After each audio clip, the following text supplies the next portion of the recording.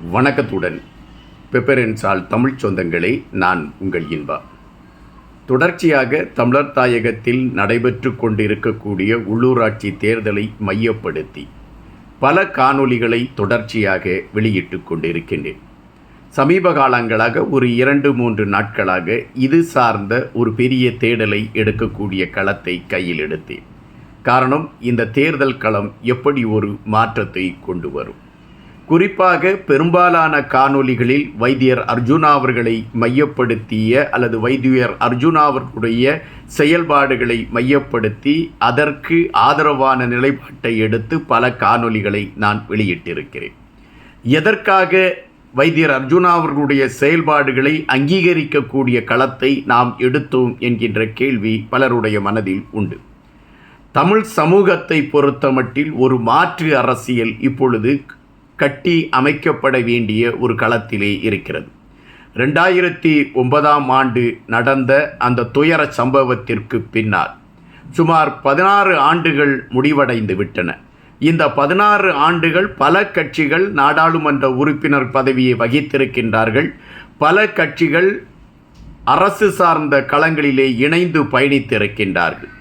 ஆனால் தமிழர்களுக்கான தீர்வு அல்லது தமிழ் சமூகத்திற்கான விடியல் இவைகள் எழுதப்பட்டதா என்றால் கேள்விக்குறி. ஆனால் நாடாளுமன்ற உறுப்பினராக வைத்தியர் அர்ஜுனா அவர்கள் பதவி ஏற்ற பின்பு தமிழ் சமூகம் சார்ந்த பல விடயங்களை நாடாளுமன்றத்தில் அவர் பேசினார். தமிழ் சமூகத்தில் நடந்து கொண்டிருக்கக்கூடிய பல இக்கட்டுகளையும் இன்னல்களையும் குறித்து பேசினார். பதவியில், அதாவது வேலை செய்கிறார்கள், அவர்களுக்கு ஊதியம் கிடைக்கவில்லை என்று ஒரு குமுறல் வெளிவந்த பொழுது அதை குறித்தும் அவர் நாடாளுமன்றத்தில் பேசினார். எனவே மக்கள் சார்ந்த களங்களை பேசுவதற்காக ஒரு நாடாளுமன்ற உறுப்பினர் இருக்கிறார் என்கின்ற தேடல் மக்கள் மன்றத்திலே உருவானது. எனவே வைத்தியர் அர்ஜுனா என்கின்ற பிம்பம் மக்கள் மத்தியிலே ஒரு பெரிய ஆளுமையாக உருவாக தொடங்கியது. அதுபோல வைத்தியர் அர்ஜுனா அவர்கள் எடுத்து வைத்த கோட்பாடுகள், அவரால் கட்டி அமைக்கப்பட்டிருக்கக்கூடிய கருத்தாக்கங்கள், மாகாண தேர்தலை மையப்படுத்தி வைத்தியர் அர்ஜுனா அவர்கள் குறிப்பிட்ட விடயம், மாகாண தேர்தலில் எங்களுடைய அணி மிக சிறப்பாக களத்தில் நிற்கும், அந்த தேர்தலில் நாங்கள் வெற்றியை ஈட்டக்கூடிய களம் அமைகின்ற பட்சத்தில் இளைஞர்களுக்கு பெரும் வாய்ப்பை கொடுத்து அவர்கள் மூலம் ஒரு மாற்றத்தை உருவாக்கக்கூடிய களத்தை நாங்கள் கொண்டு வருவோம். 2009 2025 வரை தமிழ் மக்கள் பட்டுக்கொண்டிருக்கக்கூடிய இன்னல்களுக்கு விடிவை கொண்டு வருவதற்கான களங்களை எந்த கட்சிகளும் எடுக்கவில்லை என்பது எங்களுடைய வருத்தமான பதிவு. ஆனால் நாங்கள் மாற்றத்தை மையப்படுத்திய களத்தை எடுத்துக்கொண்டு பயணிப்பதற்கான ஒரு சூழலை நாங்கள் உருவாக்கி இருக்கிறோம் அல்லது கட்டி அமைக்கிறோம். அதற்கு இளைய சமுதாயம் தலைமையேற்றால்தான் சிறப்பாக இருக்கும் என்று நாங்கள் நம்புகின்றோம். அதன் அடிப்படையில் இளைய சமுதாயத்தை மையப்படுத்திய ஒரு செயல்பாட்டை உருவாக்குவதற்கு நாங்கள் மாகாண தேர்தலை கையில் எடுத்திருக்கிறோம் என்று அறிவித்திருக்கின்றார். அதுபோன்று மக்களை பொறுத்தமட்டில் ஒரு வர்த்தகர்களை எடுத்துக்கொண்டால் தங்களுக்கான விடிவு யாரால் வரும் என்று அவர்கள் கணக்கிடுகிறார்கள் என்றால் அவர்களை பொறுத்தமட்டில் அவர்களுடைய தேடல் வைத்தியராக இருக்கின்றது. மருத்துவத்துறையில் போராட்ட களத்தில் இருக்கக்கூடிய ஊழியர்கள் தங்களுக்கான விடிவு யார் மூலம் கிட்டும் என்று நினைத்தால் அவர்கள் வைத்தியரைத்தான் தேடுகிறார்கள். அதுபோல ஓய்வூதியம் கிடைக்கவில்லை என்பதை மையப்படுத்திய ஒரு களம் வருகின்ற பொழுது அதற்கும் வைத்தியரைத்தான் தேடுகிறார்கள்.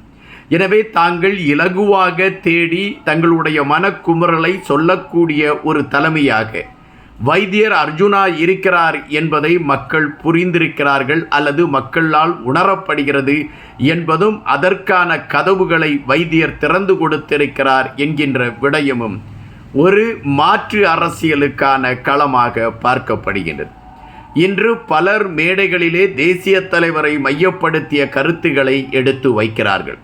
நாங்கள் தேசிய தலைவருடைய பிள்ளைகள் என்கின்றதை அழுத்தமாக இன்று பதிவு செய்கின்றார்கள்.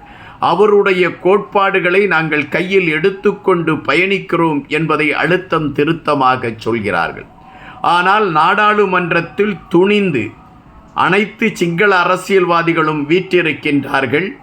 எந்த தேசிய தலைவரை மையப்படுத்திய அரசியல் களத்தை அவர்கள் வெறுத்து கொண்டு இருக்கின்றார்களோ அதையெல்லாம் பொருள்படுத்தாமல் வைத்தியர் அர்ஜுனா அவர்கள் பதவி ஏற்கக்கூடிய அந்த நிமிடத்தில் எங்கள் இனத்திற்காக போராடி எங்களுக்காகவே நின்ற எங்கள் இனத்தின் திசை தெய்வம் இறை தேசிய தலைவர் அவர்களை நான் மனதால் நினைத்து கொண்டு அவருடைய அந்த ஆசியை வேண்டி நான் என்னுடைய பதவி பிரமாணத்தை எடுக்கிறேன் என்று வைத்தியர் அர்ஜுனா அவர்கள் அறிவித்தார்.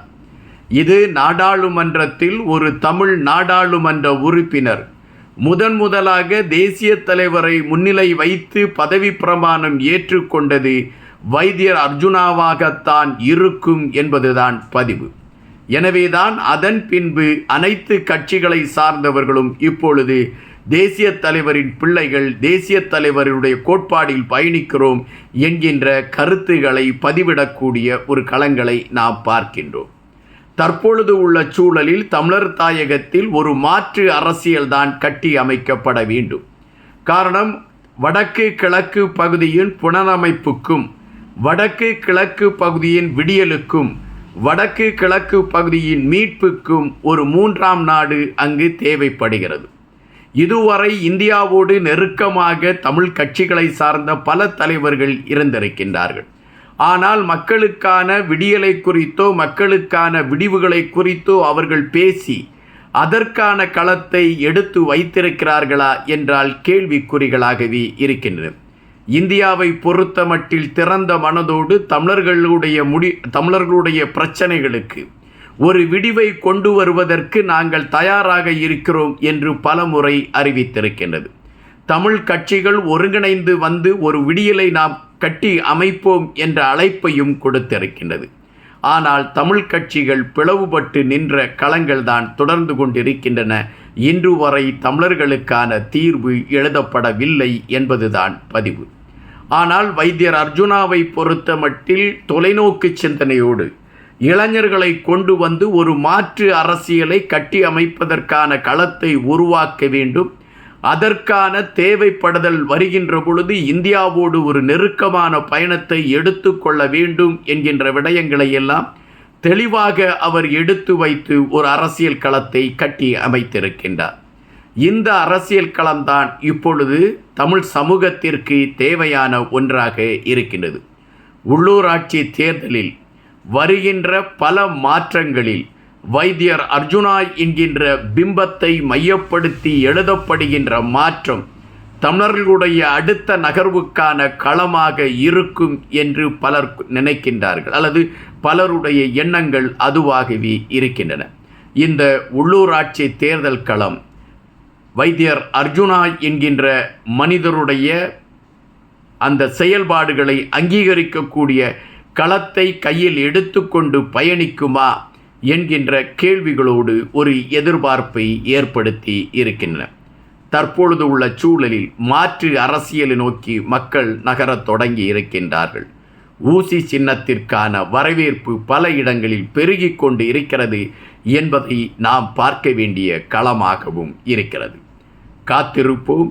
இன்னும் பல செய்திகளோடு உங்களை சந்திக்கின்றேன். நன்றியுடன் இன்பா.